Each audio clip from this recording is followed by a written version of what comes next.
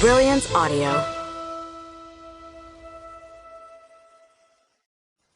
Night Angels by Weina Dai Randel. Performed by Angela Lynn, Jesse Valinsky, and Fyodor Chin.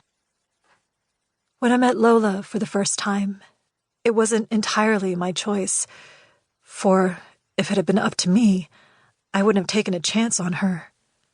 But many things were not up to me, such as the official dinners that lasted for 5 hours, or the extravagant parties hosted by the Royal Habsburg family, or the dances in the grand ballrooms overflowing with high-ranking officials in gold-trimmed uniforms and duchesses in diamond tiaras, or even Vienna. It was late May, another long afternoon. The desultory rays of pale sunlight writhed on the vast stretch of the Ringstrasse. A cloud of dust, silent like shadows, descended on the rusty lampposts and islands of Baroque buildings. Nearby, a crust of cobwebs clung tightly to the swollen buds of the lindens, branches bending low in a sudden shift of the wind. In my conservative attire, suitable for a diplomat's wife, a silk jacket over a blouse with a lace jabot, an ankle-length skirt, a pair of blue gloves, and a wide-brimmed hat with a ribbon in the same shade of blue. I came to the entrance of the Stadtpark. Near a bust of a stern composer with an elusive name, I sat on a bench outside the park. Lola arrived a moment later, took her seat, and introduced herself. I did my best, nodding politely and listening patiently. She sounded all right. Her English was gently accented, and she was a Viennese, a student from the University of Music and Performing Arts in Vienna, or something like that. She appeared eager to teach me German, and assured me she'd help me with some phrases that would be useful at official dinners, where I whiled away the hours by gazing at the crystals. Lola was 20 years old, 5 years younger than me, if I remembered correctly. But I never remembered things correctly. Her appearance gave me the impression that she was younger, and maybe it had something to do with her sense of fashion, which was minimal at best. Her green dirndl showed some signs of wear, and her double-breasted black jacket was out of style.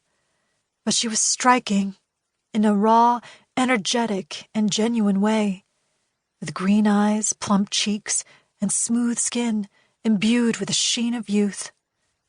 An enviable young woman, not yet dented by the stress of marriage, parenting, or other worldly shackles and shames. Anyway, I had little to say to her. It was too windy, too dusty, and I felt dizzy, my thoughts flying like discarded pamphlets scattering in the wind, and her voice, warm as it was, hazy like fog. I mumbled along, nodding now and then, until a torrent of heat ran through me, and I wrung the strap of my handbag, spinning the twines of uneasiness and regret. Those naughty German verbs, and complicated consonants with sounds that might as well come from someone with allergies. Learning German would be a daunting task for me, and likely fruitless. For if there was one thing I knew well about myself, it was that I had little talent in foreign languages. "Miss Lee?" she asked. "Yes? Are you all right?" Those green eyes were like the eyes of a Russian doll in a department store, intimate and inscrutable. "Oh, yes, I'm all right. I was just... What were we saying again?" "You said to meet here next Thursday." "Oh, right. Here, yes. Do you mind? Here at the park? It'll be great.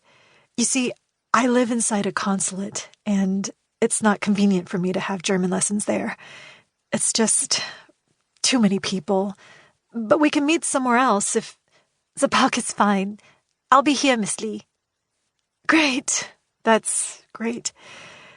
See you next time." Clutching my handbag, I stood up. I'd spoken more words in a few minutes than in an entire month.